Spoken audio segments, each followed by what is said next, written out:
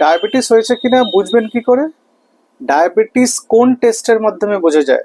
Fasting blood sugar test করা, খাবার 2 ঘন্টা পরে ব্লাড সুগার টেস্ট করা যেটাকে পিপি ব্লাড সুগার বলে, নাকি র্যান্ডাম ব্লাড সুগার টেস্ট করা, নাকি ইউরিন টেস্ট করে ডায়াবেটিস হয়েছে সেটা বুঝবেন? আসলে এই 4টে পরীক্ষার কোনোটাই একদম সঠিকভাবে আপনার ডায়াবেটিস হয়েছে কিনা আপনাকে বুঝতে নাও দিতে পারে, কারণ আপনি ফাস্টিং ঠিকভাবে নাও করতে পারেন, আপনার পিপি সুগার টেস্ট নাও ঠিকভাবে নেওয়া হতে পারে। তাহলে এমন কি কোনো পরীক্ষা আছে যেটা থেকে কনফার্মেটরি বোঝা যায় যে আপনার ডায়াবেটিস হয়েছে কিনা?